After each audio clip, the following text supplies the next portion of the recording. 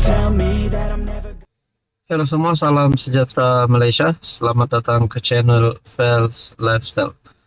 Saudara-saudara, tuan-tuan dan puan, sekali lagi kita digemparkan dengan satu isu dan sekali lagi melibatkan nama Presiden PAS Tan Sri Abdul Hadi Awang yang juga Timbalan Pengerusi Perikatan Nasional. Kali ini adalah berkaitan dengan gambar Hadi Awang yang dipaparkan di dalam slide khutbah Jumaat, dan ini telah mencetuskan banyak persoalan dan mencetuskan kontroversi. Satu perkongsian daripada Malaysia Kini bertarikh 23 September dengan paparan poster keamanan dan kemajuan negara hendaklah dipertahankan dan memerlukan pemimpin yang adil dan jujur, masyarakat yang harmoni, rakyat yang berdisiplin dan berbudi mulia. Dan di dalam gambar ini yang saya paparkan di sini terdapat gambar Hadi Awang dan juga terdapat beberapa gambar atlet. Gambar Hadi di slide khutbah Jumaat cetuskan kontroversi.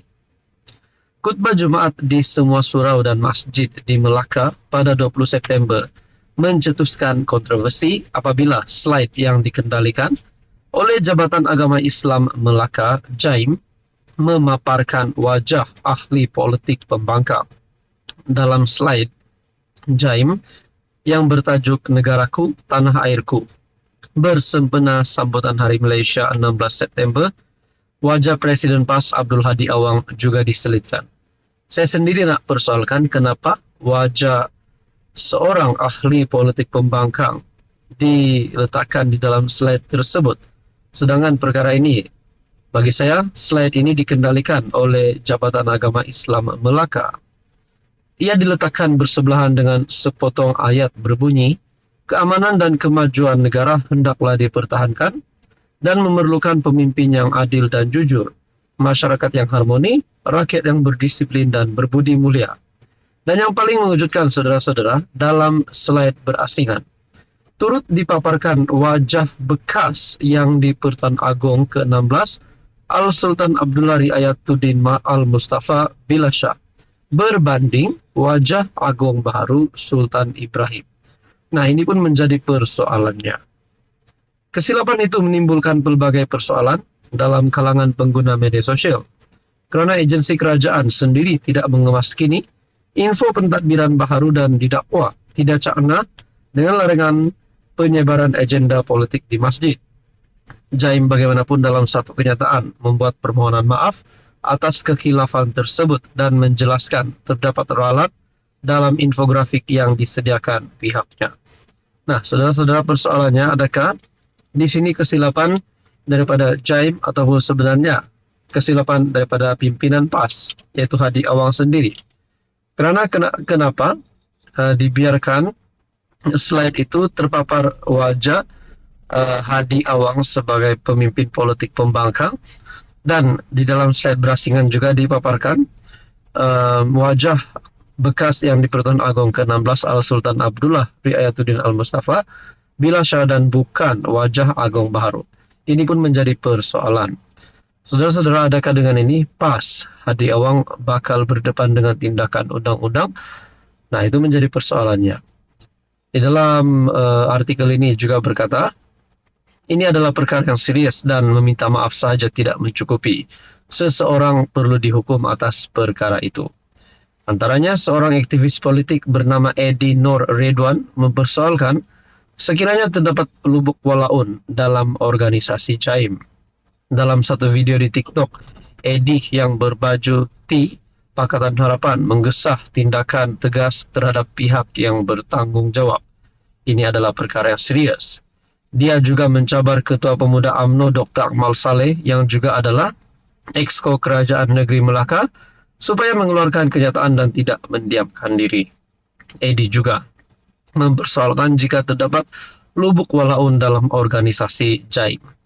Tuan-tuan dan puan, apa komen Anda? Hai, hello, salam sejahtera Malaysia. Selamat datang ke channel Fels Lifestyle.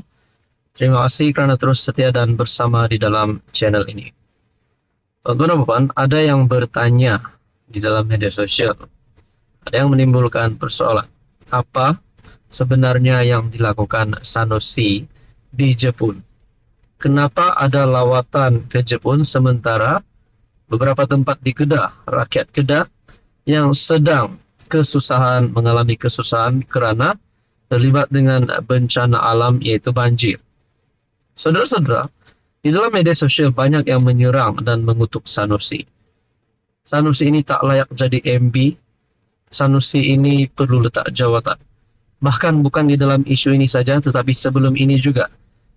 Melalui beberapa pemerhati politik yang saya lihat di Facebook, di dalam ruangan komen, banyak rakyat Malaysia netizen yang mahu Sanusi dijatuhkan.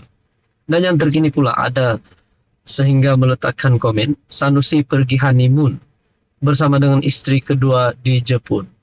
Tapi di dalam artikel rasmi Malaysia, yaitu Malaysia Kini, juga menyatakan lawatan rasmi Sanusi, delegasi Menteri Besar Kedah, ke Jepun. Jadi saudara-saudara, selalu lagi perkongsian terbaru daripada Harapan Daily, bertarik 21 September, Sanusi ke Jepun, ramai cari nama syarikat, tapi tak jumpa. Nah, ini menjadi persoalan dan pertanyaan kepada beberapa pemerhati politik. Adakah Sanusi ke Jepun ini hanya sekadar berjalan-jalan makan angin, ataupun hanya sekadar penipuan? Ataupun mungkin yang berkata honeymoon bersama dengan istri kedua itu benar?